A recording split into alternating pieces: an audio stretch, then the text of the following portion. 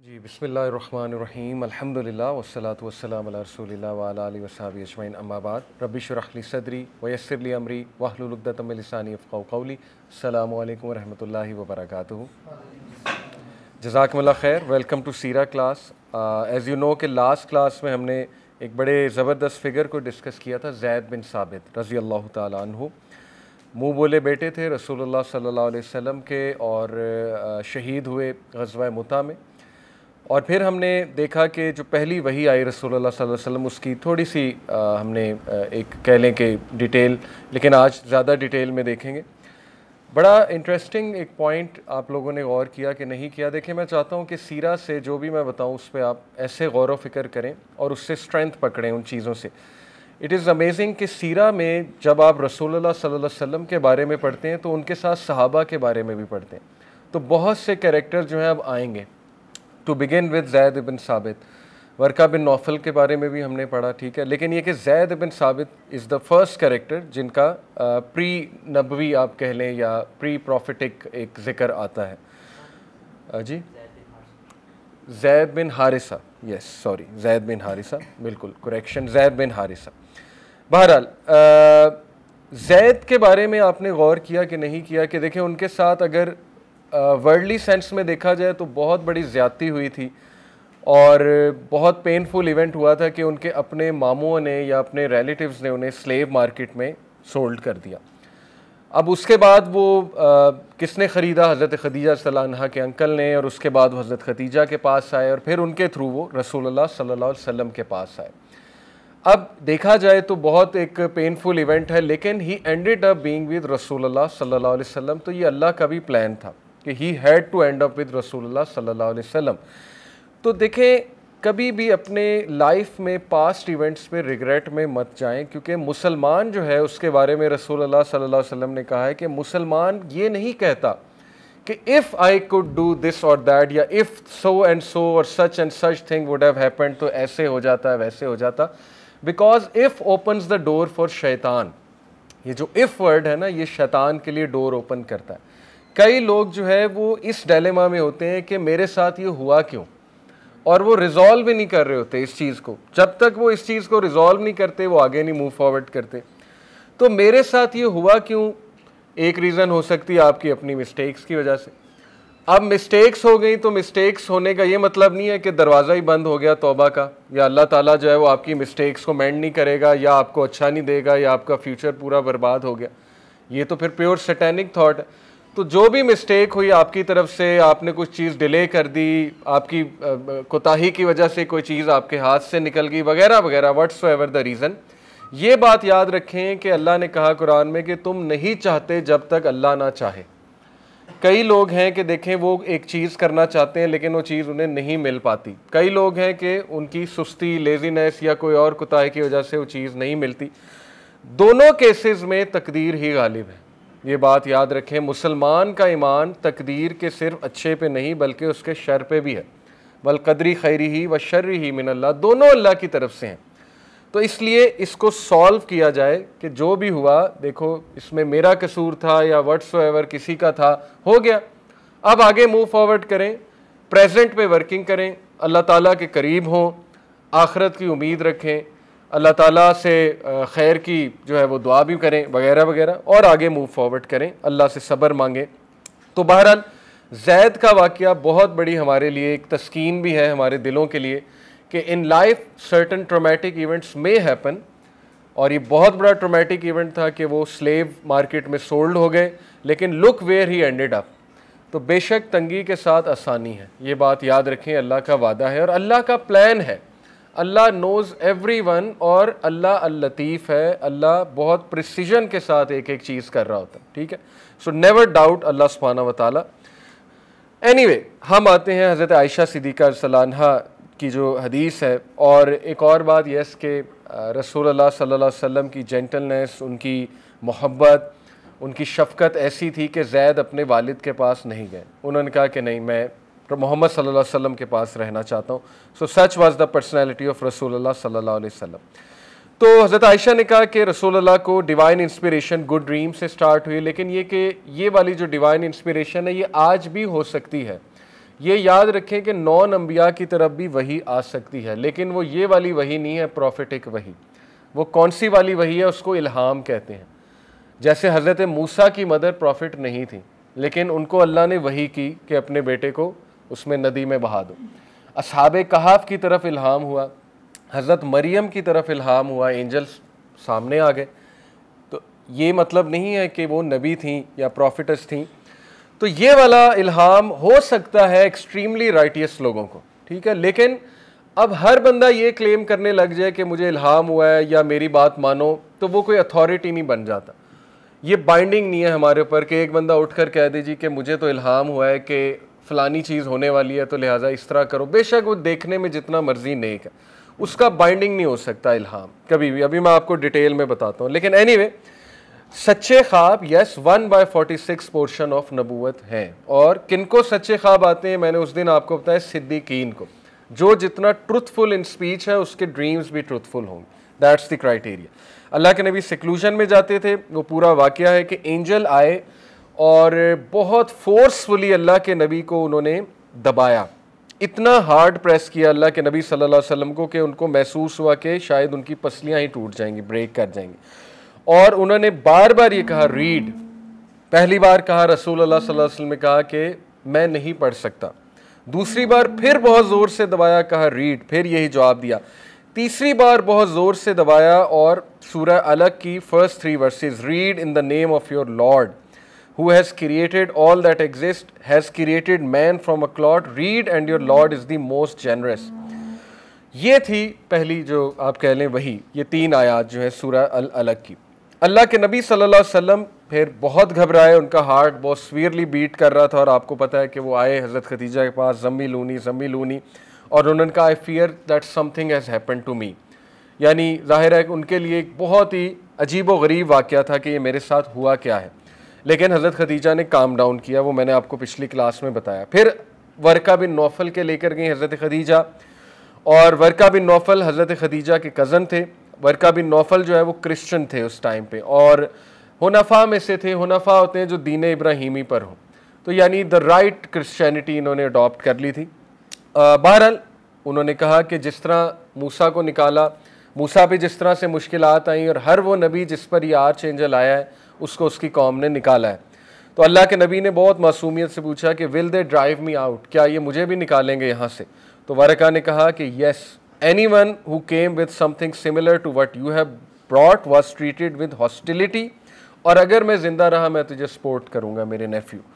यहाँ से उलमा कहते हैं कि वर्का बिन नौफल ने इनडायरेक्टली इस्लाम कबूल कर लिया था कि मैं तुझे सपोर्ट करूँगा। बाकी वल्लाहु आलम उनका फेट क्या, अल्लाह नोज़ बेस्ट। एनीवे, उसके बाद काफ़ी अरसा पॉज रहा रेवलेशन में। सेकंड रेवलेशन मुख्तलिफ व्यूज़ हैं, 3 मंथ है, 6 मंथ है, कुछ लोग कहते हैं 2 साल पॉज रहा। ये तो बहुत एग्जैजरेटेड ओपिनियन है, लेकिन मोस्ट ऑथेंटिक है कि 40 दिन 45 दिन तकरीबन पॉज रहा पहली वही के बाद। और उस पॉज की वजह भी बताई कि रसूलुल्लाह सल्लल्लाहु अलैहि वसल्लम को प्रिपेयर किया जा रहा था दूसरी हैवी वही के लिए, क्योंकि वही बहुत हैवी होती है, उसकी स्पिरिचुअल, उसकी रूहानियत ज़ाहिर है इस लेवल की होती है कि अल्लाह के नबी को प्रिपेयर होना था, दूसरी वही के लिए थोड़ी ब्रेक चाहिए थी। एनीवे, दूसरी वही का भी जिक्र आता है, सूरह मुदस्सिर है। पहली बात तो ये आयत नंबर 1 से 5 ये दूसरी वही है जो हज़रत खदीजा के घर में नाजिल हुई थी। वो बताने से पहले मैं आपको ये बताना चाहूँगा कि वही की इकसाम क्या है, ठीक है, ये आप लोगों को पता होना चाहिए। ड्रीम्स की इकसाम मैं बता चुका था, वही की 3-4-5 इकसाम बताई हैं स्कॉलर्स ने, वो हम डिस्कस करते हैं। इब्न क़य्यिम ने जो बताई हैं वो मैं इंशाअल्लाह ताला आपके सामने रखता हूँ।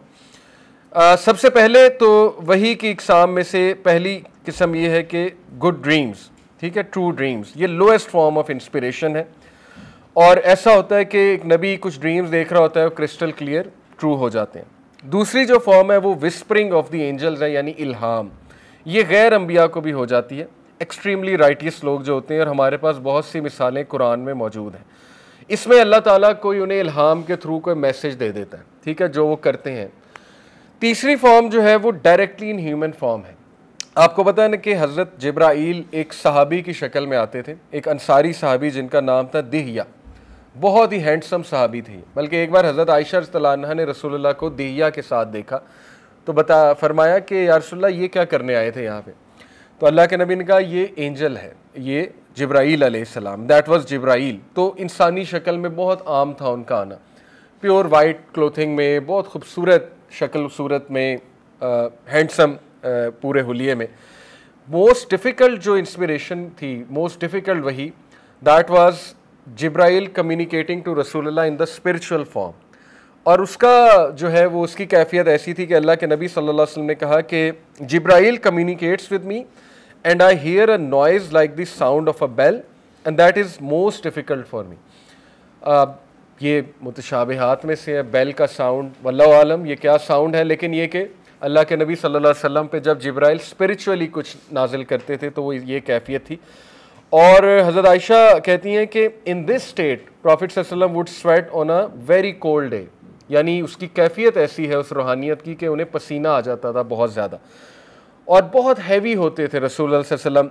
जैसे एक वाक़या कि जब सूरह मायदा नाजिल हुई तो जिस कैमल पे अल्लाह के नबी सल्लल्लाहु अलैहि वसल्लम बैठे थे, उस कैमल पे बैठते हुए अल्लाह के नबी सल्लल्लाहु अलैहि वसल्लम पे वो सूरह नाजिल हुई तो कैमल बैठ गया उनके वेट से, यानी वो इतनी हैवी सूरह है। सूरह मायदा के बारे में आता है। और देखें ना, सूरह मुज़म्मिल में अल्लाह ने भी यही कहा है ना कि we will give you a heavy speech, कि हम तुम्हें बहुत ही हैवी स्पीच देने वाले हैं। Heavy in terms of responsibility, heavy in terms of literally weight. जैसे कई सूरह अल्लाह के नबी पे बहुत हैवी थी। सूरह हूद के बारे में आता है, अल्लाह के नबी ने कहा कि सूरह हूद ने मुझे बूढ़ा कर दिया। अल्लाह के नबी सल्लल्लाहु अलैहि वसल्लम के हेयर ग्रे हो गए थे। इसी तरह सूरह इंसान के बारे में आता है एक रवायत में, ठीक है ना। तो ये कैफियत हम नहीं समझ सकते, ज़ाहिर है ये अल्लाह के नबी ही समझ सकते हैं। एक और रवायत में आता है कि एक बार अल्लाह के नबी ने एक सहाबी के लात पे लात रखी हुई थी। दैट शोज़ कि अल्लाह के नबी कितना एफिलिएशन कायम करते थे सहाबा के साथ, कितने क्लोज थे, उनका हाथ पकड़ना, ठीक है ना। अब लात पे लात रखने का क्या मतलब है कि it was a position of great closeness. बहरहाल सहाबी को ऐसे लगा, जब अल्लाह के नबी पे उस वक्त वही आई, सहाबी को ऐसे लगा कि जैसे उनकी लात टूट गई, यानी उनकी बोन्स क्रैक हो गई, इस लेवल का वेट था। तो ये बहुत हैवी था रसूलुल्लाह सल्लल्लाहु अलैहि वसल्लम पे ये कैफियत। और ये होता ऐसे था कि जब वो वही आती थी डिवाइन फॉर्म में, यानी स्पिरिचुअल फॉर्म में, उसके बाद जब रसूलुल्लाह आंखें खोलते थे तो उन्हें वो चीज़ याद होती थी, यानी अल्लाह ताला उनके कल पे वो चीज़ नाजिल कर देता था और अल्लाह के नबी को याद होता था। पांचवी फॉर्म जो है वो ये है कि अल्लाह के नबी डायरेक्ट जिब्राइल को देखते थे। जैसे 2 बार देखा, इस पर इत्तफाक है उलमा का, और कितनी बार देखा वल्लाहु आलम, लेकिन 2 बार तो कंफर्म है। एक बार जो है वो आपको पता है कि सेकंड वही अल्लाह के नबी सल्लल्लाहु अलैहि वसल्लम ने देखा कि जिब्राइल एक थ्रोन पर बैठे हुए, चेयर पर बैठे हुए, और जिब्राइल का राइट विंग जो है वो ईस्ट को घेरे हुए, लेफ्ट विंग जो है वो वेस्ट को घेरे हुए, यानी आसमान नज़र ही नहीं आ रहा। बहुत घबराए अल्लाह के नबी। वो इस फॉर्म में भी फिर ठीक है, जो है उस सफ़र में, मेराज के सफ़र में सिदरतुल मुंतहा के पास देखा ओरिजिनल फॉर्म में। तो ये एक और फॉर्म थी डायरेक्ट इंस्पिरेशन की। और फिर ये कि अल्लाह ताला inspired him directly without the intermediary of angels, direct inspiration भी थी। वो किस फॉर्म में थी, ख्वाब की फॉर्म में हो सकती है, या यही जो फॉर्म हमने बताई। हाईएस्ट फॉर्म है अल्लाह की डायरेक्ट स्पीच, अल्लाह ने डायरेक्ट उनसे बात की, और ये मिराज के मौके पे है। और इसीलिए सूरह अल बकरा की जो आखिरी 2 वर्सेस हैं वो अल्लाह ने डायरेक्ट दी हैं, आमन रसूल बिमा उनज़िला इलैहि मिन रब्बिही वल मुमिनून। इसलिए ये वर्सेस बहुत ज़्यादा फ़ौक़ियत की हामिल हैं। इसीलिए रात को सोने से पहले ये 2 वर्सेस जो पढ़ लेता है, अल्लाह के नबी सल्लल्लाहु अलैहि वसल्लम ने कहा, उससे काफ़ी हो जाती है। तो अल्लाह ताला डायरेक्टली स्पोक टू रसूलुल्लाह सल्लल्लाहु अलैहि वसल्लम। जहाँ तक ये डिस्कशन है कि अल्लाह के नबी ने अल्लाह को देखा है कि नहीं देखा है, तो इस पर इब्ने मसूद और हज़रत आयशा में इख्तलाफ पाया जाता है, लेकिन हज़रत आयशा का बयान वही ऑथेंटिक है। हज़रत आयशा ने कहा, इब्ने मसूद का व्यू ये था कि देखा है, लेकिन Ibn Masud what he actually meant was according to scholars के वेल के थ्रू देखा है, ठीक है ना। अल्लाह का वेल लाइट है। इसी तरह अल्लाह के हज़रत आयशा से पूछा गया, क्या रसूलुल्लाह ने अल्लाह को देखा है डायरेक्ट। हज़रत आयशा ने कहा कि रसूलुल्लाह से मैंने पूछा तो उन्होंने कहा, हाउ कुड आई सी अल्लाह when there was light, when there was veil. तो अल्लाह को क़यामत वाले दिन मोमिनीन जन्नत में देखेंगे, ये बात आप याद रखें, ठीक है। हदीस में आता है, मैं उसका कॉन्टेक्स्ट बता देता हूँ, कि अल्लाह ताला मोमिनीन से जन्नत में पूछेंगे कि क्या कुछ और चाहिए तुम्हें। तो मोमिनीन कहेंगे कि या रब आपने सब कुछ तो हमें दे दिया। फिर अल्लाह ताला झांकेंगे ऊपर से और मोमिनीन अल्लाह का चेहरा देख सकेंगे। That will be the greatest joy for मोमिनीन, यानी अपने रब को वैसे देखेंगे जैसे अल्लाह के नबी ने फरमाया, when you see moon on a full bright night, जैसे तुम चांद को देखते हो।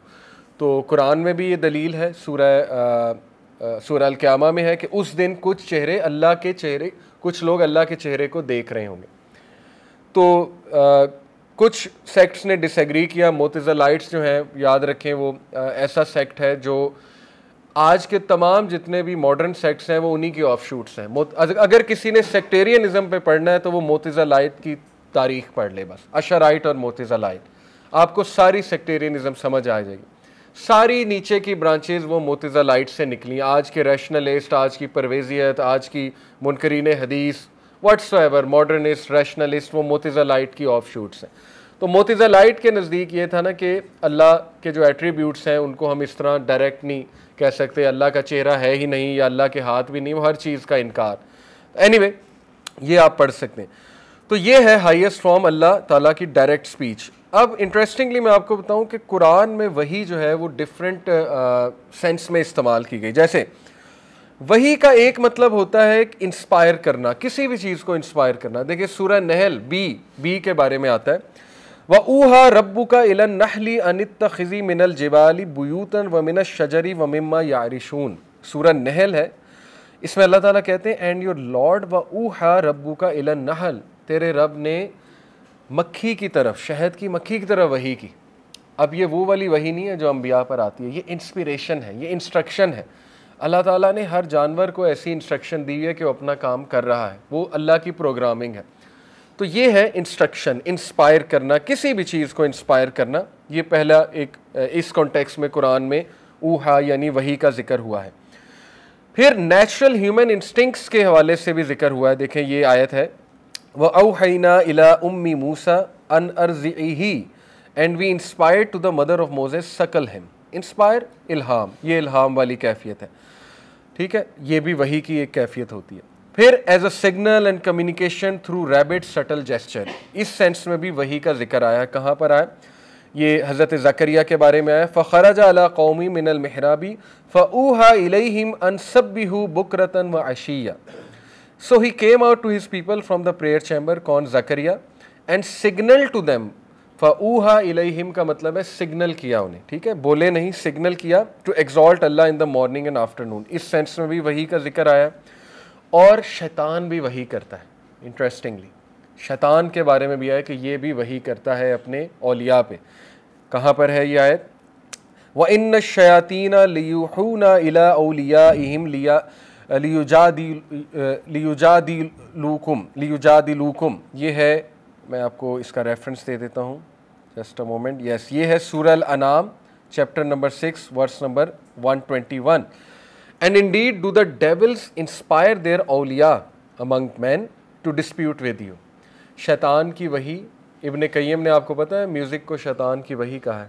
इब्न तैमिया ने, ये गालिबन इब्न कय्यम ने, कई म्यूजिशियन जो हैं वो कहते हैं हमें ख्वाब में लिरिक्स आते हैं, हमें जो है ना वो ये लिरिक्स बस एकदम आ गए, बैठे बैठे आ गए। कुछ लोग शराब पी के लिरिक्स लिखते हैं, शराब पियेंगे तो शैतान की वही आएगी ना, अल्लाह की वही तो नहीं आएगी, ठीक है ना।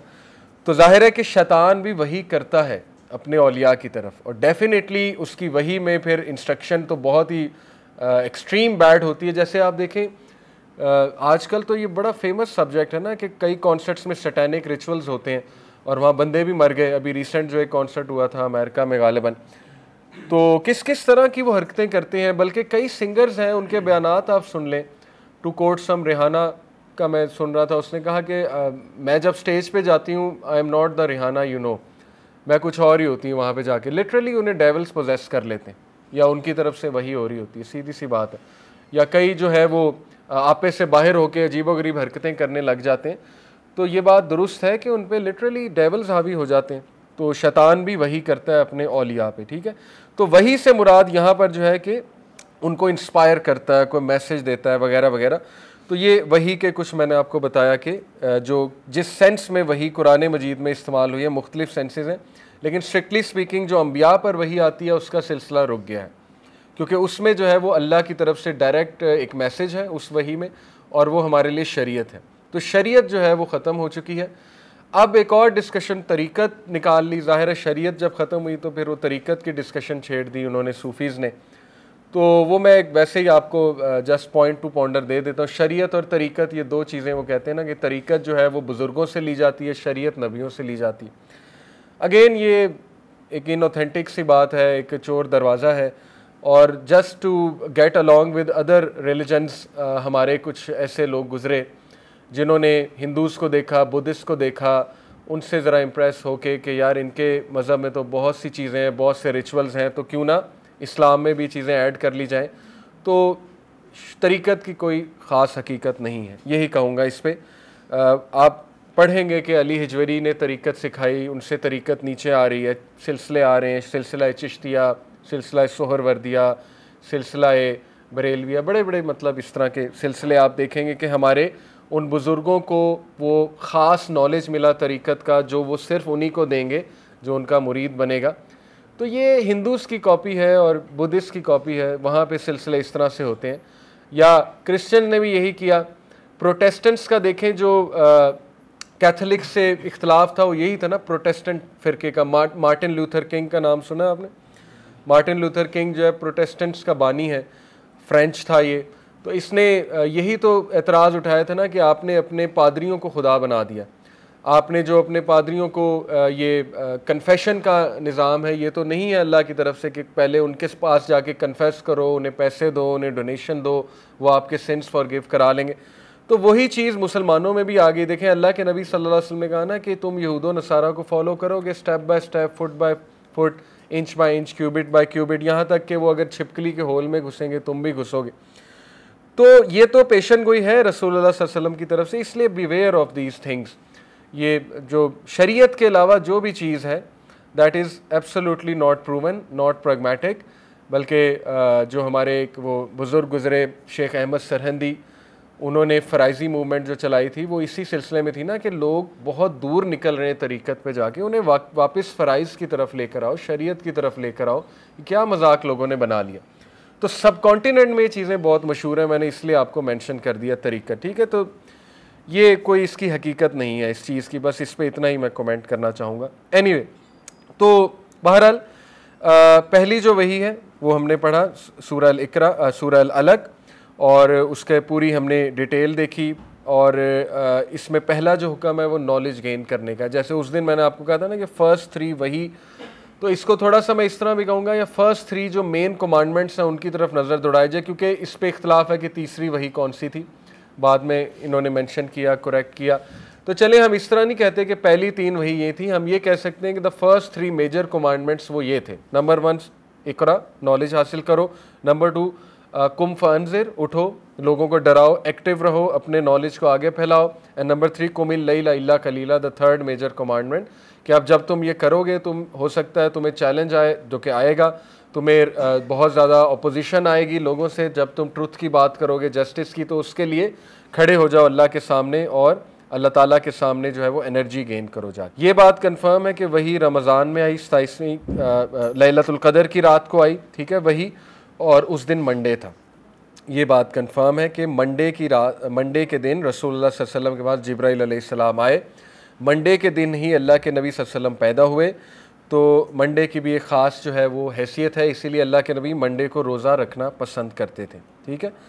एनीवे, तो अब ये बात कि ये भी रसूलुल्लाह सल्लल्लाहु अलैहि वसल्लम को मैसेज दिया जा रहा है कि कुछ लोग कहते हैं ना कि उन्हें इतना ज़्यादा दबाया क्यों, प्रेस क्यों किया जिब्राइल ने, इसके पीछे क्या हिकमत है। तो कुछ उलमा ने इसको बयान करने की कोशिश की है, लेकिन एक सबसे जो ऑथेंटिक जो ओपिनियन है वो ये है कि ये एक सिंबॉलिक जेस्चर था अल्लाह के नबी सल्लल्लाहु अलैहि वसल्लम को कि आप तगड़े बने, आप स्ट्रेंथ पकड़ें, क्योंकि जो आपको ज़िम्मेदारी दी जा रही है उसमें बहुत ट्रायल्स आएंगे। To name the top 3 trials, शीब अबी तालिब का ट्रायल, जो हमारे सीरा लिखने वालों ने कहा 2.5 साल बहुत मुश्किल गुजरे अल्लाह के नबी सल्लल्लाहु अलैहि वसल्लम पे। दूसरा बहुत बड़ा ट्रायल था हिजरा का ट्रायल, ये भी बहुत बड़ा ट्रायल था। और तीसरा बैटल ऑफ ओहद वाला ट्रायल, जो कि रसूल सल्लल्लाहु अलैहि वसल्लम पे बहुत भारी था। He was bleeding from 3 places on his head. तो ये उन्हें एक इशारा था कि अब तुम बहुत बड़े बड़े ट्रायल्स के लिए रेडी हो जाओ, इसलिए 3 बार प्रेस किया था, ठीक है, क्योंकि 3 बड़े ट्रायल्स आने वाले हैं। तो ये कुछ जो है वो स्कॉलर्स ने इस तरह से इसको बयान करने की कोशिश की है। एनीवे, आगे हम पढ़ते हैं इसकी हिकमत के हवाले से। जी ओके, जाबिर रज़ियल्लाहु अन्हु से दूसरी जो वही है उसकी स्टोरी सारी आती है, ठीक है। पहली जो है वो हज़रत आयशा से आ रही है और दूसरी जो वही है उसकी स्टोरी हज़रत जाबिर रज़ियल्लाहु अन्हु कंटिन्यू करते हैं। इब्न अब्बास कहते हैं कि रसूलुल्लाह सल्लल्लाहु अलैहि वसल्लम would wander in Mecca in its valley wanting to see Jibril, क्योंकि ज़ाहिर है अल्लाह के नबी सल्लल्लाहु अलैहि वसल्लम बड़ा खौफज़दा तो हुए, लेकिन ये कि फैसिनेट भी होता है इंसान कि व्हाट्स गोइंग ऑन। तो खैर वो ढूंढा करते थे कि मुझे नज़र आ जाए, लेकिन अल्लाह के हुक्म से हज़रत जिब्राइल ने आना था। अज़्ज़हाबी का व्यू है जो एक स्कॉलर गुजरे कि वही स्टॉप हो गई थी 40 दिन के लिए, तो ये एक ऑथेंटिक ओपिनियन मालूम होता है कि एक एंटायर मंथ और 10 दिन तकरीबन वही स्टॉप हो गई। हुआ ऐसे कि अल्लाह के नबी सल्लल्लाहु अलैहि वसल्लम माउंटेन ऑफ हिरा गए और नीचे आ रहे थे, while he was coming down, तो उन्होंने अपने नाम पुकारते देखा किसी को, तो उन्होंने इधर उधर देखा, कोई भी नहीं था, बड़ा हैरान हुए। फिर जब उन्होंने आसमान की तरफ देखा तो क्या देखते हैं कि हज़रत Jibril with all his mammoth huge figure वो एक कुर्सी पर अर्श पर बैठे हुए हैं और उन्होंने पुकारा अल्लाह के नबी सल्लल्लाहु अलैहि वसल्लम।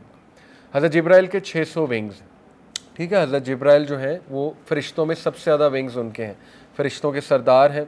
हज़रत जिब्राइल जो हैं उनके विंग्स से कॉन्टीन्यूसली रूबीज़ और पर्ल्स गिर रहे हैं। अब ये अल्लाह की क्रिएशन है, अल्लाह नोज़ बेस्ट, इस पर हम क्या सोचें, लेकिन ये कि जिस तरह से हमारे नबी ने उनकी असल शक्ल हमें बता दी है, उसी तरह से असल जो फ़िज़िकल बीइंग बता दी है, हमारा उस पर ईमान है। अल्लाह के नबी इमेंसली ट्रेम्बल करने लगे और यहाँ तक एक रवायत में आता है कि अल्लाह के नबी he dropped on to his knees, यानी खौफज़दा होकर ट्रेम्बल करते हुए, and he rushed back home.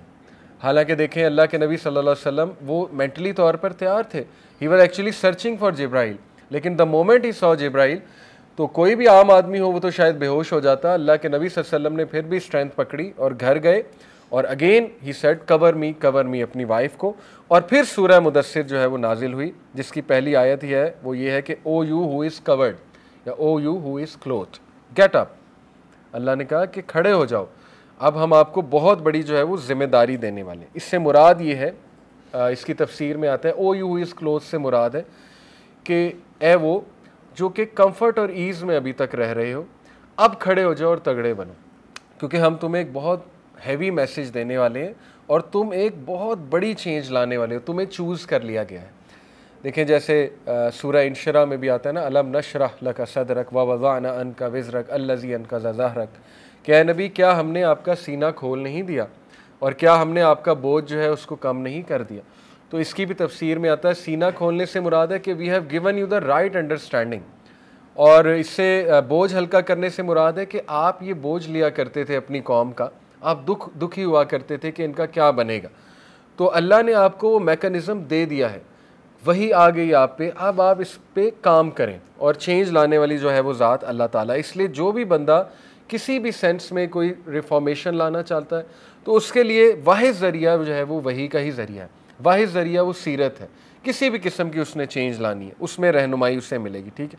तो ये रेवलेशन जो नाजिल हुई पहली 5 आयात सूरह मुदस्सिर की, हज़रत खदीजा रज़ियल्लाहु अन्हा के घर में आई, और फिर इसमें और भी अहकामात है ना कि make sure your garments are clean, अपने गारमेंट्स को क्लीन करो और बुतों से दूर हो जाओ, यानी ये जो गिलाज़त है, गिलाज़त से मुराद है बुत परस्ती, इससे दूर हो जाओ। और ये कि आखिरी जो मैसेज यहाँ पर दिया गया, don't remind people of the favours that you have done, यानी अब तुम जिस मनसब पे फाइज होने वाले हो उसमें आपको यही ज़ेब देता है कि आप अल्लाह के लिए हर चीज़ करो, यानी कोई उजरत नहीं किसी से, कोई अपना पर्सनल बेनिफिट नहीं है। तो दावा की रिक्वायरमेंट इखलास है, दावा की रिक्वायरमेंट है कि अगले का भला हो जाए, दावा की रिक्वायरमेंट ना डिबेट है ना अगले को कन्विंस करना है। ये बात यूथ को समझनी चाहिए, ठीक है। प्योर इखलास है, प्योर रेफर्मेशन है कि ये बंदा इसकी इस्लाह हो जाए, किसी तरह सुधर जाए, बस दैट्स इट, और फॉर द सेक ऑफ अल्लाह, अल्लाह को राज़ी करना है, बस दैट्स इट, ठीक है। और फिर जिब्राइल इस्लाम ने रिवील की, लास्ट आया, and for the sake of your Lord be patient. बहुत खूबसूरत हुक्म कि ए नबी अब आप पे मुश्किलात आने वाली हैं, इसलिए अल्लाह की खातिर आपको अब पेशेंट रहना पड़ेगा, सब्र करना पड़ेगा आपको इस मिशन में, और उस सब्र का नतीजा आप पाएंगे। और वही जिस तरह से नाजिल हुई है, it is an amazing subject. यकीन करें आप सीरा पढ़ेंगे, उसके बाद आप कुरान मजीद की सूरज की तरफ देखेंगे, you will be amaze, you will appreciate कि अल्लाह ताला ने वाकई कुरान अल्लाह का मोजज़ा है, बहुत बड़ा मिरेकल है, किस खूबसूरती से हर इवेंट के साथ हर आयत और सूरह जो है वो जुड़ी हुई है। एज़ इफ़ के परफेक्ट अल्लाह की प्लानिंग है। और लोहे महफूज में तो पहले से कुरान मौजूद था। जब अल्लाह ने पेन को कहा सब कुछ लिख दो लोहे महफूज में, जब अल्लाह ने पेन बनाया तो 50,000 साल पहले, कायनात से, क्रिएशन से 50,000 साल पहले अल्लाह ने पेन बनाया। हदीस में आता है, पेन को कहा राइट, पेन ने कहा what should I right my Lord, तो अल्लाह ने कहा जो कुछ होने वाला है बिगिनिंग टू एंड वो लिख दो। तो कुरान मजीद एज़ वही वो लोहे महफूज में तभी से है। यानी अल्लाह को सब पता है कि कैसे इवेंट्स होने हैं और कुरान मजीद कब आना है और कुरान की कौन सी सूरा किस मौके पर आनी है। तो ये बड़ा एक खूबसूरत आपको जो है ना तसलसल, और आपको आप अप्रीशिएट करेंगे कि सूरा यूसुफ कब नाजिल हुई। देखें उसकी टाइमिंग चेक करें, सूरा यूसुफ की शीब अबी तालिब के बाद, कितनी खूबसूरत टाइमिंग है जब अल्लाह के नबी सल्लल्लाहु अलैहि वसल्लम गम में मुब्तला है और उन्हें बाकायदा खुशखबरी दे दी गई कि यूसुफ अलैहिस्सलाम को भी दुख उन्हीं के भाइयों ने दिया था, आपको भी आपके ही ब्लड और आपके अपने भाई से मुराद है, कुरैश दुख दे रहा है। लेकिन देखें यूसुफ अलैहिस्सलाम के भाइयों ने आके माफ़ी मांगी थी, आपके भाई भी मांगेंगे। ऐसा ही हुआ फतह मक्का के मौके पे। तो ये था अल्लाह के नबी को तकवीत देना। इसीलिए याद रखें कुरान मजीद के साथ जो बंदा जुड़ जाता है उसको तकवीत मिलती है। अपने आप को कुरान से जोड़ें, उसको अपने गम की दुआ बनाएं, ठीक है ना, पढ़ा करें, पैराडाइज़ के बारे में पढ़ा करें। मैं रात ही सूरह यासीन की तफसीर पढ़ रहा हूँ आजकल, तो उसमें पैराडाइज़ का जिक्र है। ऐसी ऐसी खूबसूरत हदीस, ऐसी ऐसी बातें, इंसान जो है वो राहत में आ जाता है, इंसान भूल जाता है दुनिया की ज़िंदगी। फिर वाकई इंसान कहता है कि ये तो थोड़ी सी ज़िंदगी है, इसके लिए क्या इतनी एफ़र्ट करनी। असल में आखिरत के लिए, पैराडाइज़ के लिए एफ़र्ट करो। देखें हम में से हर कोई अल्लाह को देखना चाहता है, तो ऐसा ना हो हम अल्लाह को देखने से महरूम हो जाए, अल्लाह ना करे। कितना बड़ा लॉस होगा कि हम अपने रब को कभी देख ही ना पाए। फिर मैं ये पढ़ रहा था कि the last person to enter paradise, उसकी बड़ी मज़े की स्टोरी है। अल्लाह के नबी सल्लल्लाहु अलैहि वसल्लम ने पूरी स्टोरी सुनाई कि जो last person to enter paradise होगा, जब वो आग से थोड़ा दूर होगा, अल्लाह उसे निकाल लेंगे, तो अल्लाह उसके सामने एक दरख्त लेकर आएंगे, उसका शेड होगा। वो कहेगा कि या रब्बुल आलमीन मुझे इस दरख्त के नीचे करना, मैं थोड़ा सा शेड ले लूँ।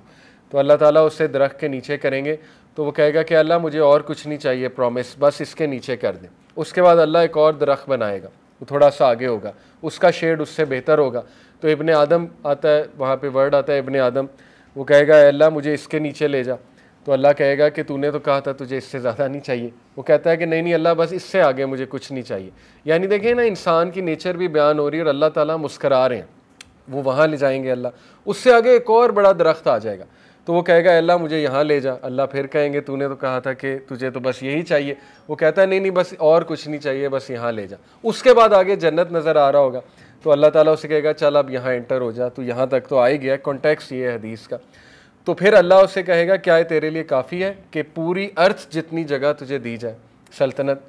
तो बड़ा खुश होगा, कहेगा अल्लाह ये तो मेरे लिए बहुत है। अल्लाह कहेगा चल तुझे इससे भी 10 टाइम ज़्यादा दे रहा हूँ। तो ये आखिरी बंदा है, आखिरी बंदा। And why it's not possible. आज देखें वो जेम्स वेब टेलीस्कोप दिखा रहा है कायनात कितनी बड़ी है, कैसी कैसी गैलेक्सीज बनाई है अल्लाह ताला ने। तो क्या अल्लाह ताला एक इंसान के लिए 10 प्लैनेट्स नहीं बना सकता अर्थ जितने? क्यों नहीं बना सकता, ठीक है ना। तो बहरहाल हमारा इस पर ईमान है। तो जितना आप पढ़ेंगे ना कुरान को और फिर कुरान से तक़वियत लेंगे और फिर वो लिटरेचर पढ़ेंगे जन्नत के बारे में और दोज़ख के बारे में, फिर आपको ज़ाहिर है बहुत ज़्यादा तक़वियत भी मिलेगी और दुखों से, टेस्ट और ट्रायल से गुज़रने की स्ट्रेंथ भी मिलेगी आपको। दुनिया की ज़िंदगी भी आपके सामने, उसकी हकीकत भी खुल जाएगी वगैरह वगैरह, ठीक है। ये सारी चीज़ें तो कुरान से ताल्लुक़ बनाना बहुत ज़रूरी है। एनीवे, अब एक डिस्कशन यहाँ पर है कि प्रॉफिट्स का पर्पज़ क्या है। ये बहुत इंपॉर्टेंट डिस्कशन है आप यूथ के लिए। कई नौजवान ये सवाल पूछते हैं कि देखें अल्लाह ने अकल दी हुई है, प्रॉफिट्स का मकसद क्या है। इंटरेस्टिंगली ये पॉइंट हम मुनकरीन हदीस को भी कहते हैं कि देखो अगर हदीस और प्रॉफिट जो है उसकी ज़रूरत नहीं थी। हदीस जो है अगर वो आप कहते हैं ना, कुछ लोग कहते हैं कि हदीस तो बाद में, हदीस तो वही का हिस्सा है नहीं। हालांकि याद रखें कि वही में कुरान मजीद भी है, वही में हदीस कुदसी भी है और वही में हदीस भी है, नॉर्मल हदीस जिसे हम कहते हैं, ठीक है। तो हमारा बहुत बड़ा पॉइंट होता है कि देखो अगर हदीस की ज़रूरत नहीं थी तो नबियों को भेजने का क्या मकसद था। अल्लाह ताला एक माउंटेन पे कुरान नाजिल करते सब्सक्राइब्स की शक्ल में, लोग वहाँ जाके वो आयतें पढ़ लेते और उन पे अमल करना शुरू कर देते। नबी को भेजने का मकसद ये कि नबी उन आयात को एक्सप्लेन करता है। अल्लाह ने कहा ना कि नबी का मकसद क्या है, वयुज़क्कीहिम वयुअल्लिमुहुमुल किताब वल हिकमा, कि तुम इन्हें पाक करो। नंबर 1 पाक कैसे करो, इनको एक्सप्लेनेशन दे के, और तुम इन्हें इल्म दो और तुम इन्हें हिकमत दो। तो नबी की जितनी भी बातें हैं वो भी प्रिजर्व्ड हैं हदीस की शक्ल में। ये कहना हदीस जो है वही का हिस्सा नहीं है, ये तो वैसे ही लॉजिकल बात ही नहीं है, ठीक है। तो प्रॉफिट्स का बहुत बड़ा पर्पज़ ये है, आज तक आप देख लें, अमेरिका की मैं आपको मिसाल देता हूँ, हर स्टेट में मुख्तलिफ लॉ है। अलबामा चले जाएं, वहाँ अबॉर्शन के बारे में और लॉ है। टेक्सास आ जाएं, वहाँ शायद और लॉ होगा। कैलिफोर्निया चले जाएं, वहाँ पे सारे लिबरल्स बैठे हुए, वहाँ पे आपको वही लॉ किसी और तरह से मिलेगा। ह्यूमैनिटी तो शुरू से डिफ़र कर रही है। आखिर क्या है मोरालिटी है क्या? आजकल जो ये रिलेटिव मोरालिटी का कॉन्सेप्ट चल रहा है, या मॉरल रिलेटिविज़म जिसे कहते हैं, कि हर इलाके के मुताबिक मोरालिटी होती है। यानी हिंदूज़ के नज़दीक लिबास की मॉडेस्टी कुछ और है, मुसलमानों के नज़दीक और है, गोरों के नज़दीक और है। तो ये तो हम फितरत से ही दूर हो गए ना। अल्लाह ने हया तो इंसान की फितरत में रखी थी, लेकिन हमने रिलेटिव मोरालिटी का कॉन्सेप्ट दे दिया आज 21वीं सदी में कि नहीं, जिसको जो ठीक लगता है वो ठीक है। इससे क्योस फैलता है माशरे में, और इससे ये कि यूनिटी ही नहीं ह्यूमैनिटी में।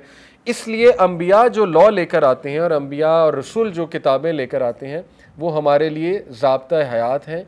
उनको कपल्ड विद अकल हमने इस्तेमाल करते हैं। अकल अल्लाह ने क्यों दी है इंसान को? ताकि वो वही को समझ सके, और अकल इसलिए भी दी है ताकि वो साइंस देख सके अल्लाह के। लेकिन अगर कोई कहे कि सिर्फ अकल से ही इंसान जो है वो इस्लाम पर अमल कर लेगा और वही की उसे कोई ज़रूरत नहीं है, गाइडलाइन की कोई ज़रूरत नहीं है, जो कि आज के बहुत से मॉडर्न मुसलमान ये अकल को बहुत प्रेफरेंस देते हैं। वो कहते हैं जी मैं तो वो करूँगा जो मुझे समझ आती है, जो मेरी अकल में आता है। तो अकल हर एक की मुख्तलिफ है, सब्जेक्टिव होती है। अकल is dependent on so many factors. एक बंदा, उसने ना सोशोलॉजी पढ़ी, ना ज्योग्राफी पता है उसे, ना उसे साइकोलॉजी पता है, ना उसने कभी लॉ पढ़ा है, वो कैसे समझ सकता है? एक बंदा ये सवाल करता है जी कि मेरे नज़दीक तो LGBTQ में कोई मसला नहीं, ये दो लोग आपस में शादी करना चाहते हैं, मेल मेल, तो मैं तो इसमें कोई चीज़ मायूब नहीं समझता। पॉइंट इज़ कि चूँकि आप नहीं समझते, इसका ये मतलब तो नहीं कि वो चीज़ मायूब नहीं है, क्योंकि आपको क्या पता कि उसके फ्यूचर में क्या इम्प्लिकेशंस आने वाली हैं, इंसानियत किस तरह से तबाह होने वाली हैं। आप सिर्फ उसको अपनी छोटी सी अकल से और कर्सरी लुक से देख रहे हो कि जी इसमें आखिर मसला क्या है। इस तरह कोई बंदा ये भी कह सकता है ना, जैसे वो एक बहुत मशहूर बंदा था, ट्रू वाक़या, उसका नाम मेरे जहन से निकल गया। उसकी फैटिश ये थी कि उसने किसी बंदे को खाना है मार के, और स्ट्रेंजली उसने अखबार में इश्तिहार दे दिया कि मैं एक बंदे को खाना चाहता हूँ। एंड यू वॉन्ट बिलीव कि एक बंदा ऐसा था, एग्जिस्ट कर रहा था, जो अपने आप को खिलवाना चाहता था। उसकी फैटिश ये थी कि मुझे खाया जाए, लिटरली। और वो आ गया उसके पास, वो नाम मेरे जहन से निकल गया, ये आप गूगल पे सर्च कर सकते हैं। वो आ गया उसके पास, उसने कहा कि तुम्हारी फैटिश है कि तुम मुझे खाना चाहते हो, मेरी है कि मैं अपने आप को खिलवाना चाहता हूँ। And he at him, literally उसने उसे मारा और वो उसे खा गया। अब मुझे आप बताएं, according to liberal definition, consent की डेफिनेशन, दोनों की कंसेंट थी आपस में, तो किसी पे केस नहीं बनेगा, वो भी खुश वो भी खुश। लेकिन इंसानियत के लिए ये चीज़ किस कदर तबाहकुन है वो कौन डिस्कस करेगा? तो कंसेंट जो है ये दलील नहीं होती। कोई कहे जी दोनों का कंसेंट है, आपको क्या तकलीफ है? भाई कंसेंट इज़ नॉट द दलील। दलील इसके प्रॉफिट्स और शरीयत क्या है। आज क्रिश्चियनिटी का डाउनफॉल, गोरों पे क्यों अजाब आया अल्लाह का? क्योंकि उन्होंने इवन वो जो 10 कमांडमेंट्स थी, जूस पे क्यों, जूस ने तो फिर कुछ थोड़ा बहुत पकड़ा हुआ है अभी तक, क्रिश्चियन ने तो टोटली, सेंट पॉल ने सबसे पहले, आपको पता है, वो सारी चीज़ें चेंज की आके। उसने शराब को भी हलाल करार दे दिया, सरकमसिशन भी ख़त्म कर दी, मोज़ाइक लॉ सारा इसने ख़त्म कर दिया हज़रत मूसा अलैहिस्सलाम का। तो ये बहुत बड़ी मिस्टेक उनसे हुई कि उन्होंने प्रॉफिट्स की शरीयत को ही छोड़ दिया, और आज उसकी तबाहकारियाँ हमारे सामने मौजूद हैं। ठीक है, तो प्रॉफिट्स की बहुत ज़रूरत है। ये कहना कि in my opinion, your opinion doesn't matter as long as the opinion of Quran and Hadith is there. ठीक है, तो आपका ओपिनियन कोई मायने नहीं रखता है। इंसान को, आप तो इंसानियत को तबाह करा देंगे अगर आपके हाथ में लॉज दे दिए गए। तो प्रॉफिट्स की बहुत ज़रूरत है इंसानियत को। ठीक है, और प्रॉफिट्स को रिजेक्ट करना ये अल्लाह के गुस्से को दावत देना है। जैसे अल्लाह सुब्हानहू व तआला ने बाकायदा बताया, कुरान मजीद में ये आयत है, सूरह अल-अनाम की आयत नंबर 91। अल्लाह कहते हैं, they did not give the respect that is due to अल्लाह व्हेन दे सेड अल्लाह did not reveal anything to mankind. इन्होंने अल्लाह की कदर नहीं की जब इन्होंने कहा कि अल्लाह ने कुछ नाजिल नहीं किया है। आज जब मुसलमान भी इनडायरेक्टली कहता है ना कि इन माई ओपिनियन, तो कहना तो यही चाह रहा है ना कि प्रॉफिट्स का ओपिनियन डजेंट मैटर। हमने तो देखना है लिबरल वैल्यूज़ को, हमने तो देखना है आज के जो स्टेटस को है या जो यूएन ने हमारे लिए गोल्स रखे हैं वो हमने देखने। तो unfortunately on the other hand अगर आप ये कहेंगे आपको फ़ौरन से फंडामेंटलिस्ट, एक्सट्रीमिस्ट या बुनियाद परस्त कह दिया जाएगा, बजाय कि डिवाउट मुस्लिम कहने के। भाई डिवाउट मुस्लिम कहो ना कि ये बड़ा पक्का मुसलमान है, लेकिन वो नेगेटिव टाइटल देना है, एक्सट्रीमिस्ट, फंडामेंटलिस्ट, ये तो बुनियाद परस्त है वगैरह वगैरह। और जो ऑन दी अदर साइड है, थोड़ा सा टिल्टेड है टूवर्ड्स वेस्टर्न आइडियोलॉजी, उनको कहते हैं कि ये तो बड़े ओपन माइंडेड हैं, ये तो बड़े अच्छे लिबरल खुली जहनीत के लोग हैं, मॉडर्न हैं, ये साथ चलेंगे ज़माने के। This is the greater agenda. और दजालियत भी यही है, याद रखें दजाल को भी वही लोग एक तस्लीम करेंगे जो बहुत ओपन माइंडेड हैं, जो हर चीज़ एक्सेप्ट कर लेते हैं। For them everything is okay and everyone is okay. Liberalism in one sentence यही है कि everything is okay and everyone is okay. तो एवरीवन इज़ नॉट ओके। जैसे एलेक्स टेट आजकल बड़ा मशहूर हो रहा है मुसलमानों में, सुना उसका नाम आपने? किक बॉक्सर एंड्रयू टेट, उसके क्लिप्स आजकल बड़े मशहूर हो रहे हैं। उसका एक क्लिप मैं सुन रहा था, उसने कहा कि अगर मैंने किसी मज़हब पे पैसे लगाने हैं, जैसे स्टॉक एक्सचेंज में हम लगाते हैं, तो कहता मैं इस्लाम पे लगाऊंगा। तो एंकर ने पूछा कि वजह? उसने कहा कि देखो क्रिश्चियनिटी तो ख़त्म हो गई है, जब तुम्हारे न्यू टेस्टामेंट ओल्ड टेस्टामेंट दोनों कह रहे हैं कि गेज और लेस्बियंस और ये होमोसेक्सुअलिटी हराम है, आजकल तुम गे पास्टर्स लेकर आ रहे हो। और उसने बड़ी ज़बरदस्त मिसाल दी, उसने कहा कि अगर लंदन की स्ट्रीट्स में आज मैं एक शर्ट पहन कर फिरूँ जिस पे नाउज़बिल्ला लिखा हुआ है जीसस इज़ गे, नाउज़बिल्ला, तो किसी गोरे को कोई तकलीफ़ नहीं होगी, क्रिश्चियन को, वो कहेगा कि फ्रीडम ऑफ स्पीच है। लेकिन खुदा ना खासा उसने कहा कि नाउज़बिल्ला अगर मैं मुसलमानों के नबी के बारे में कोई ऐसी शर्ट पहन लूँ, तो उसने कहा I will be dead in 5 minutes. तो इसने कहा कि असल में Muslims are the only people who are standing for something. गोरे तो गए, उनको तो इस बात का कायल कर लिया गया है कि एवरीवन इज़ राइट, सबको जीने का हक है। जीने का हक तो सबको है, हम ये नहीं कह रहे किसी को मार देना है, वो तो काजी डिसाइड करेगा किसको मारना है, किसको सज़ा देनी है। पॉइंट इज़ दैट कि at least we stand up for something. हम बुराई को बुराई कहते हैं और हम नेकी को नेकी कहते हैं। तो ये जो है डिफ़ाइन करना बड़ा ज़रूरी होता है। एनीवे, अब हम थोड़ा सा डिस्कस कर लेते हैं क्विकली कि who were some of the earliest Muslims. और इसमें आपको बहुत से सहाबा के नाम पता लगेंगे, और आप चाहें तो उनके सहाबा के बारे में मज़ीद पढ़ सकते हैं, बल्कि ज़रूर पढ़ें। सबसे पहले तो इसमें कोई इख्तलाफ नहीं, हज़रत खदीजा रज़ियल्लाहु अन्हा the earliest convert, without any resistance, without any आप कह लें इनकार, फ़ौरन अपने शोहर का साथ दिया, क्योंकि अल्लाह के नबी सल्लल्लाहु अलैहि वसल्लम के बारे में वो बहुत जानती थी। सेकंड के बारे में आता है वर्का बिन नौफल, क्योंकि ज़ाहिर है उन्होंने इनडायरेक्टली तो कह दिया था मैं सपोर्ट करूँगा। थर्ड हज़रत अली हैं, अबू बकर हैं और जैद। हज़रत अली एज ए चाइल्ड, हज़रत अबू बकर एज एन एडल्ट, हज़रत जैद जो हैं ये as a slave, first freed slave. ठीक है।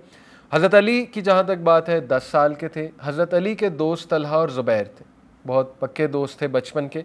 तो ज़ुबैर रज़ियल्लाहु अन्हु is also one of the earliest convert. Zubair भी बहुत ज़्यादा जो है वो उस वक्त आप कह लें कि यंग थे।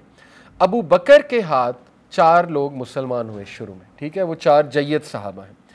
अबू बकर के बारे में ये बात जान लें कि अल्लाह के नबी सल्लल्लाहु अलैहि वसल्लम ने कहा कि मैंने इस्लाम, एक बार हज़रत उमर का हज़रत अबू बकर से इख्तलाफ हुआ, तो हज़रत मोहम्मद सल्लल्लाहु अलैहि वसल्लम ने डांटा सहाबा को और कहा कि तुम्हें पता है अबू बकर कौन है? अबू बकर वो शख्सियत है कि मैंने हर एक के सामने इस्लाम प्रेजेंट किया, सिर्फ अबू बकर वाहिद शख्सियत है जिसने विदाउट एनी रेजिस्टेंस इस्लाम कबूल किया। May be he meant in adult males, क्योंकि हज़रत खदीजा ने भी ऑब्वियसली विदाउट रेजिस्टेंस और हज़रत अली ने भी, लेकिन what he meant actually was के इन द कुरैश और जो एडल्ट मेल्स थे। और अबू बकर सिद्दीक़ रज़ियल्लाहु अन्हु के बारे में अल्लाह के नबी ने कहा कि if I had to choose a खलील, अगर मैंने किसी को दोस्त लेना होता तो अबू बकर को लेता, लेकिन ये कि मैंने अल्लाह को लिया और अल्लाह ने मुझे अपना खलील लिया। ठीक है। और हज़रत अबू बकर का याद रखें, तज़किरा सूरह तौबा में आयत नंबर 40 में है, जब अल्लाह कहते हैं when the 2 of them were in the cave, तो दूसरे से मुराद अबू बकर सिद्दीक़ है। इस पर उलमा का इत्तफाक है।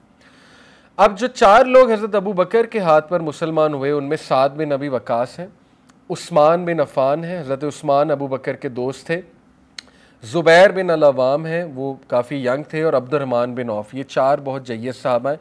और उसके बाद one of the earliest convert है अब्दुल्ला बिन मसूद रज़ियल्लाहु ताला अन्हु। अब्दुल्ला बिन मसूद गडरिए थे।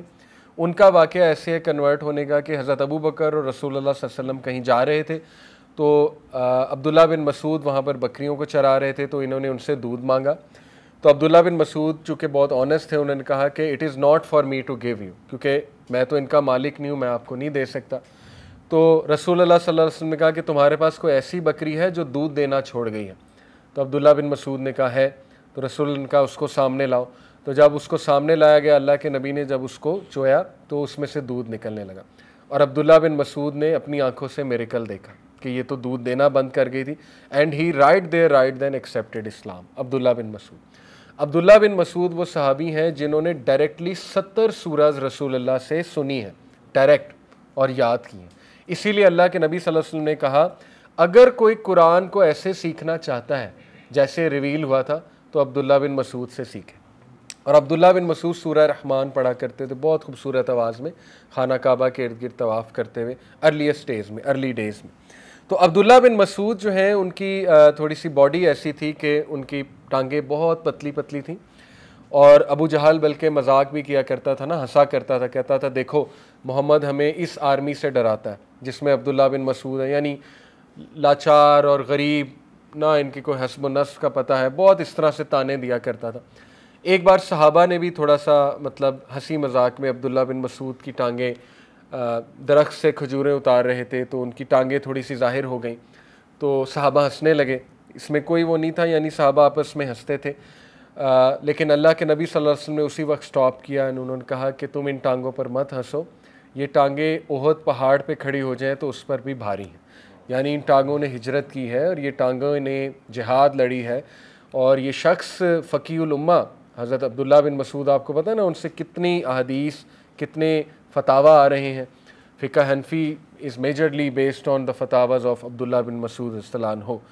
तो Abdullah bin Masud is one such character, उनके बारे में मज़ीद आप पढ़ सकते हैं। Saad bin Abi Waqqas, the commander of Muslim army during हज़रत अबू बकर सिद्दीक़ ने जो फ़ारिस की तरफ भेजे थे काफ़िला, उसके जो कमांडर थे वो साद बिन अबी वक्कास थे, ओवरऑल कमांडर।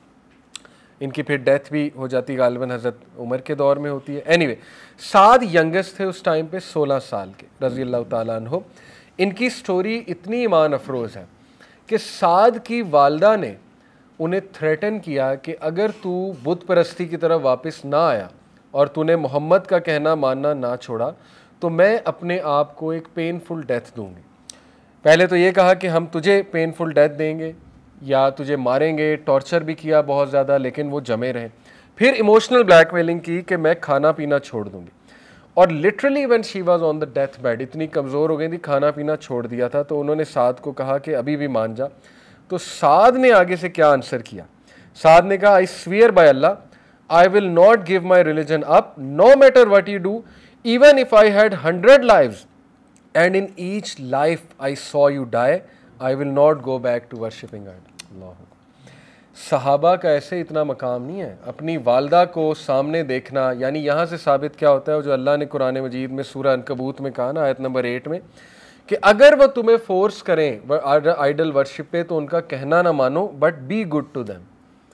अब देखें, अल्लाह के नज़दीक सबसे मायूब, सबसे बदतरीन अमल शिर्क है। यहाँ पर अल्लाह कह रहा है कि अगर शिर्क पे भी मजबूर करें तो बदतमीज़ी ना करो, कहना ना मानो लेकिन बदतमीज़ी ना करो। यहाँ से साबित होता है कि माँ बाप, आज के बच्चे माँ बाप को माफ़ ही नहीं करते। थोड़ी सी एक कोई उनकी कोताही पकड़ लेते हैं, मैंने लास्ट क्लास में भी ये तौसीह की थी, और कहते हैं कि इन्होंने तो हमारे साथ ये किया। जबकि यहाँ कहा जा रहा है कि शिर्क पे भी अगर मजबूर करें तो बदतमीज़ी नहीं करनी, प्यार से बात करनी, कहना है नो, लेकिन ये कि इज़्ज़त, प्यार, और छोड़ने का भी हुक्म नहीं दिया। सहाबा साथ थे अपने माँ बाप के, ऐसा नहीं था कि छोड़ दिया था। तो साथ रहना इसलिए है कि चलो शायद कभी इस्लाम कबूल कर लें। तो खैर, ये थे हज़रत साद बिन अबी वक्कास, और Saad bin Abi Waqqas was the first person to throw a bow and arrow for इस्लाम। ये पहले इंसान है जो इस्लाम, जिहाद की राह में जिन्होंने तीर चलाया था। He is the only person जिनके बारे में रसूलुल्लाह सल्लल्लाहु अलैहि वसल्लम ने कहा, may my father and mother be given to you in ransom, मेरे माँ बाप तुझ पे कुर्बान। अल्लाह अकबर। जिस शख्स के बारे में रसूलुल्लाह कह रहे हैं मेरे माँ बाप तुझ पे कुर्बान, उनका रुतबा आप देख लीजिए। बल्कि हज़रत उमर सल्लल्लाहु अन्हु जब अपने डेथ बेड पे थे, उन्होंने ये कहा, I will choose the only people I am sure the profit सल्लल्लाहु अलैहि वसल्लम वाज हैप्पी विद, और उनका कि वो साद है। अगर मुझे डायरेक्टली चूज़ करना पड़ेगा तो साद हैं, क्योंकि साद से मेरे नबी खुश थे। तो एनीवे साद हमेशा रसूलुल्लाह की शूरा में भी रहे हैं और सहाबा की शूरा में भी रहे हैं, तो इनका बड़ा नाम है। उस्मान गनी इस्तिलान हो, उनके बारे में ज़्यादा बताने की ज़रूरत नहीं, you know about him since childhood. तीसरे कैलिफ, ऐसा सब्र का लेवल, ऐसी हया कि अपने आप को कुर्बान कर दिया लेकिन मुसलमानों की डिसयूनिटी डिस्टर्ब नहीं होने दी या फितना फैलने नहीं दिया।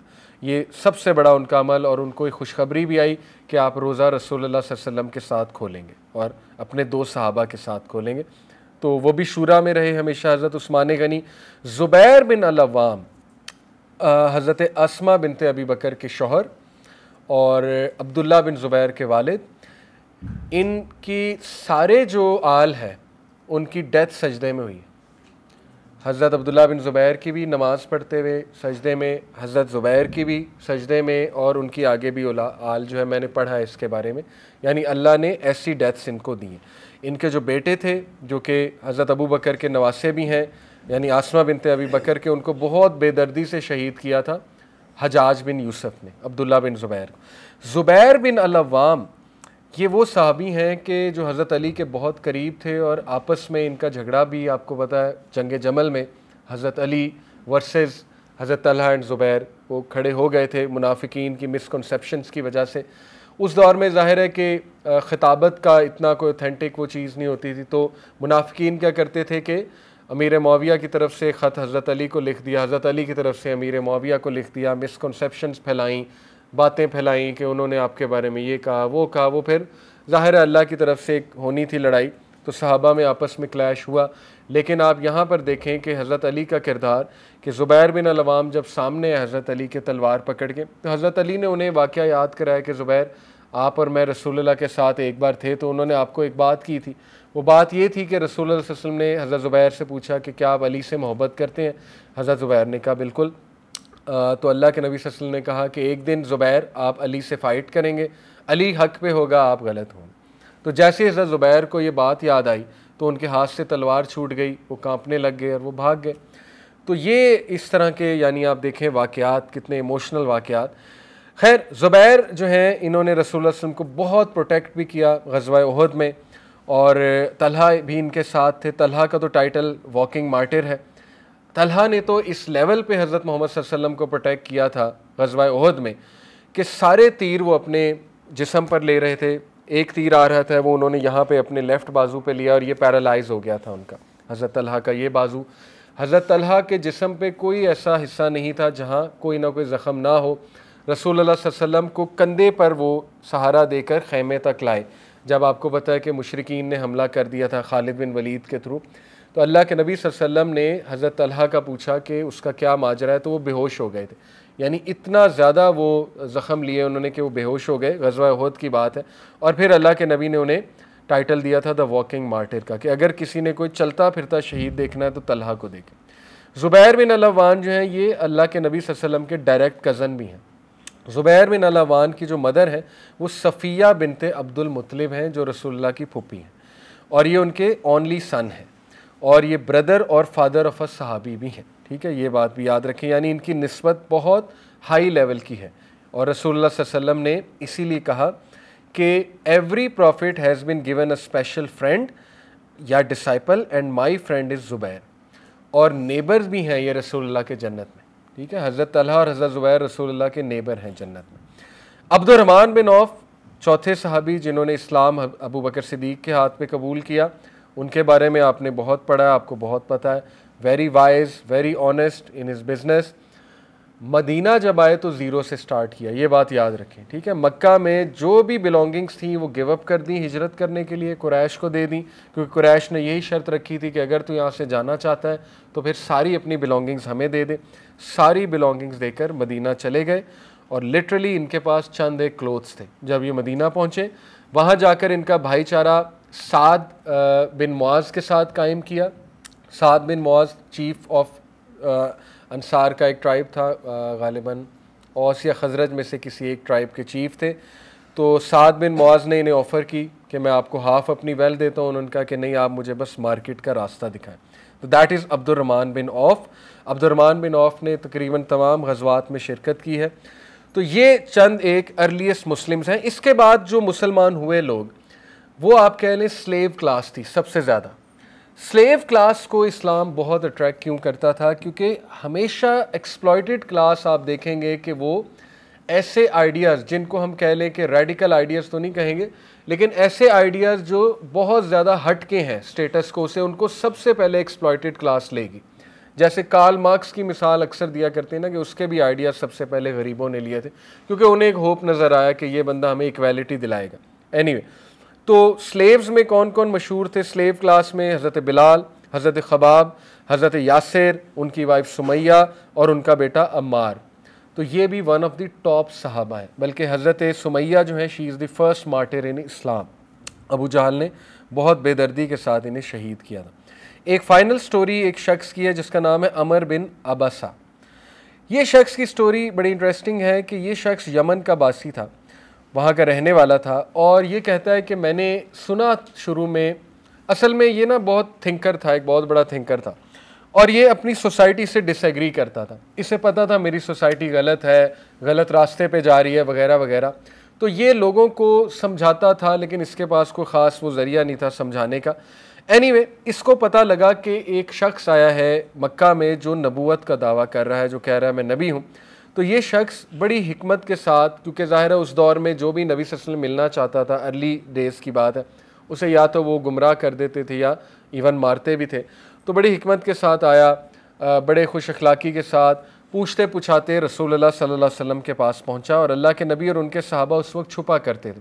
आपको पता है दारे अरकम जो सहाबी थे ना, उनके यहाँ मीटिंग्स होती थी, और वहाँ पर जो है वो छुप के इबादत किया करते थे।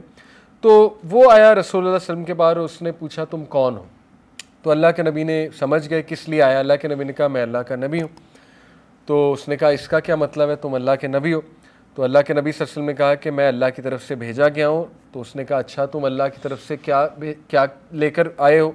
तो अब ये अर्लीस्ट टीचिंग्स हैं अल्लाह के नबी की। उन्होंने कहा I have been sent to join ties of relationship with kindness and affection. One of the earliest teachings of रसूलुल्लाह was joining ties of relationship, सिला रहमी।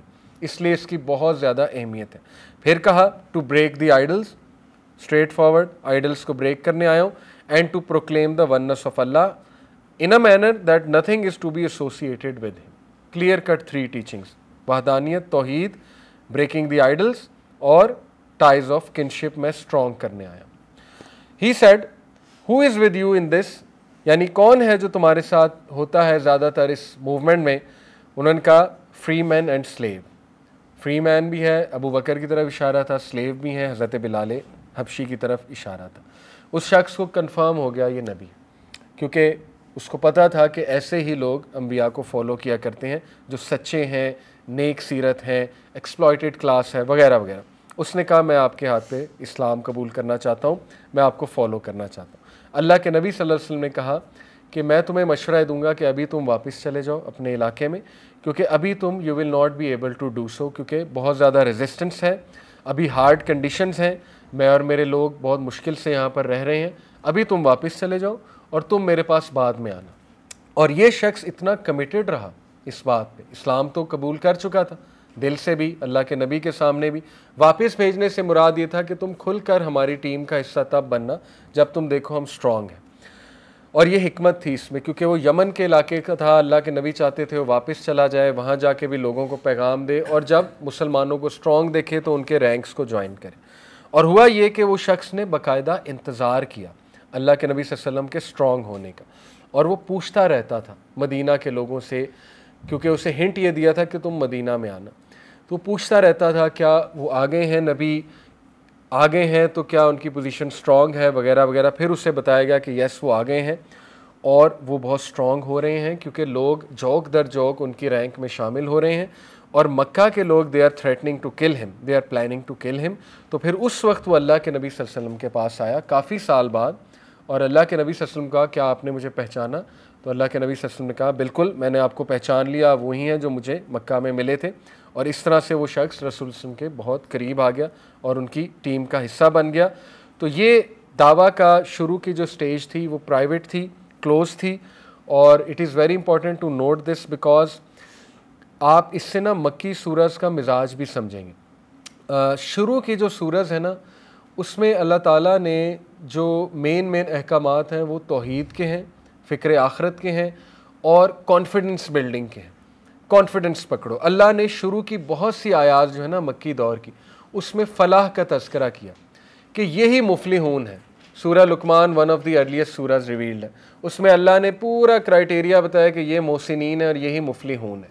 सक्सेस का क्राइटेरिया यही है, ताकि सहाबा को कॉन्फिडेंस मिले कि तुम लोग हो तो थोड़े, तो ये ना समझो कि तुम मेजॉरिटी नहीं हो तो तुम लोग फेल हो गए हो, बल्कि तुम लोग ही असल में फलाह वाले हो, क्योंकि तुम लोग तौहीद पर ईमान ले और तुम लोगों से आगे देखना कितने लोग कन्वर्ट होंगे।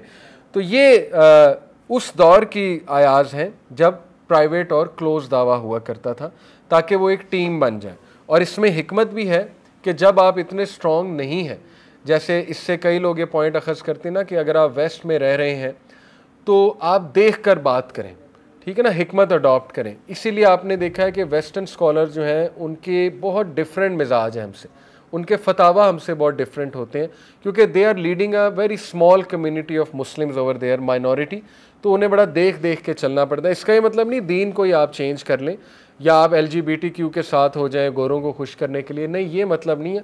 मतलब ये है कि you have to be very careful because you are a minority over there, और आपने देखना है कि when you become a power, तब आप खुल के जो है वो ज़ाहिर है अपनी पावर भी शो कर सकते हैं। तो आज हम यहीं पे इख्तिताम करते हैं। आज का टेक अवे, ये जो 5 सहाबा मैंने बताए इनके बारे में ज़रूर पढ़ें, क्योंकि साबिकून अल अव्वलून में से हैं। कौन कौन? हज़रत साद बिन अबी वक्कास, हज़रत ज़ुबैर बिन अव्वाम, अब्दुर्रहमान बिन औफ और उस्मान गनी। इन चारों ने हज़रत अबू बकर के हाथ पर इस्लाम कबूल किया। और आप देखें अबू बकर सिद्दीक़ को कितना सदका जारिया है कि ये 4 भी टॉप के सहाबा हैं। और ज़ुबैर बिन अव्वाम के बारे में स्पेशली पढ़ें क्योंकि इनकी फ़ैमिली की निस्बत बड़ी ज़बरदस्त है। और हज़रत अब्दुल्ला बिन मसूद के बारे में मैं चाहूँगा कि आप लोग मज़ीद रिसर्च करें। तो जैसे जैसे सीरत के सब चैप्टर्स आगे जाते जाएंगे, आप सहाबा भी देखते जाएंगे कौन कौन रसूलुल्लाह के साथ अटैच होता जा रहा है। बिलाल हबशी, हज़रत खबाब, हज़रत अमार, हज़रत यासिर, इनके बारे में भी आप पढ़ सकते हैं। हज़रत अमार के बारे में ख़ुसूसन पढ़ें। हज़रत अमार भी मार्टिर हुए, शहीद हुए गालिबन जो रिदा वॉर्स थी अपोस्टेट्स के ख़िलाफ़ अबू बकर सिद्दीक़ के दौर में, उसमें गालिबन हज़रत अमार शहीद हुए। हज़रत जो है ये ज़ैद जो हज़रत उमर के भाई हैं, वो भी one of the earliest converts में से, उनके बारे में भी पढ़ें। हज़रत ज़ैद जो हैं हज़रत उमर के जो भाई हैं, बड़ा इंटरेस्टिंग उनकी कन्वर्सेशन होती थी हज़रत उमर के साथ। हज़रत उमर ने 6 नबी में इस्लाम कबूल किया था और हज़रत हमज़ा ने 5 नबी में इस्लाम कबूल किया था। वो वाक़या इंशाल्लाह आगे आएगा। अभी ये सेकंड रेवलेशन के हवाले से वाक़यात थे और शुरू की चंद जो रेवलेशंस हैं उनके हवाले से वाक़यात थे। इसमें क्लोज्ड और प्राइवेट दावा होता था। मुसलमानों की तादाद बहुत कम थी। अल्लाह के नबी छुप कर ही अभी नमाज़ पढ़ा करते थे। शुरू में सिर्फ 2 नमाज़ें फ़र्ज़ थी गालिबन, और 2-2 फ़र्ज़ थे उन नमाज़ों के, गालिबन फ़जर और इशा। मुझे थोड़ा ऑथेंटिक करने दें, नेक्स्ट क्लास में बताऊँगा। लेकिन आई बिलीव कि शुरू में 5 नमाज़ें नहीं थी, 2 थी गालिबन, और उनके 2-2 फ़र्ज़ हुआ करते थे ताकि सहाबा ज़रा बिल्ड हो जाए। और उसके बाद मिराज के मौके पे अल्लाह के ने 5 नमाज़ों का गिफ्ट दिया। अगला चैप्टर है खुलेआम डेक्लेरेशन प्रॉफिटहुड की। अल्लाह के नबी को हुक्म दिया गया अब आप खुलकर सामने आ जाइए, अपोजिशन आपको आएगी लेकिन उसके लिए वो तैयार थे। ज़ाहिर है सीक्रेट दावा से निकलने का हुक्म दिया गया और खुलकर सामने लाना था अल्लाह ने। लेकिन जैसे ही ये हुक्म दिया उसके बाद आप देखें कि 2 ऐसे लोग भी दिए जिनकी वजह से खुलकर दावा करना आसान भी हो गया, हज़रत हमज़ा और हज़रत उमर। तो अल्लाह जब कोई मुश्किल हुक्म देता है तो उसके साथ एक रिलीफ भी क्रिएट कर देता है। ये बात आप जहन में रखें, ठीक है। तो ये बात भी आपको थ्रू आउट लाइफ में बहुत हेल्प करेगी। सारी की सारी चीज़ें इस एक हदीस पे आके ख़त्म हो जाती हैं कि अल्लाह कहते हैं कि मैं अपने बंदे के साथ ऐसे हूँ जैसा वो मेरे बारे में गुमान करता है। अगर आप अल्लाह के बारे में अपनी लाइफ में थ्रू आउट अच्छा गुमान रखेंगे, आपके साथ वैसे ही अल्लाह करेगा। अगर आप अल्लाह के बारे में ये सोचने लगेंगे नाउज़ बिल्लाह अल्लाह हैज़ फॉरसेकन मी, नाउज़ बिल्लाह अल्लाह हैज़ फेल्ड मी, या ये कि अल्लाह मुझे पनिश कर रहा है, या अल्लाह ने मुझे छोड़ दिया है, या अल्लाह मुझे ये चीज़ नहीं देगा। कुछ लोगों को मैंने यहाँ तक कहते सुना कि अल्लाह कौन सा दुआएं कबूल करता है जी, दुआओं का क्या फ़ायदा। तो फिर तो ऐसे ही होगा, ठीक है ना। फिर तो अल्लाह ताला नाराज़ हो जाएंगे कि मेरा बंदा जो है वो मेरे बारे में ऐसा सोच रहा है। तो नो मैटर वट, अल्लाह के बारे में शदीद पॉजिटिव रहें। अल्लाह जब कुछ देने पर आता है तो फिर वो उसकी फ़ौजें आप नहीं समझ सकते, वो कौन सी फ़ौज क्रिएट कर देता है आपके लिए, कहाँ से ले आता है चीज़ आपके पास, तो उसका आप गुमान भी नहीं कर सकते। And this is what the early stage of Sira teaches us, कि अल्लाह के नबी को अल्लाह ने वहाँ से मदद दी कि आपके सामने है। अल्लाह क्रिएट करता गया, अबू बकर सिद्दीक दिए, अबू बकर के थ्रू 4 और लोग दिए, उसके थ्रू और लोग दिए, फिर हज़रत उमर दे दिए, फिर हज़रत हमज़ा, फिर हज़रत उमर, उसके बाद और लोग शामिल हो गए। तो सीरा इन इट सेल्फ इस बात का प्रूफ है कि अल्लाह की मदद आई ही आई, घबराने की कोई ज़रूरत नहीं है, ठीक है। सो जज़ाकल्लाहु खैर, सुब्हानकल्लाहुम्मा व बिहम्दिका अशहदु अल्ला इलाहा इल्ला अंता अस्तगफिरुका व अतूबु इलैक।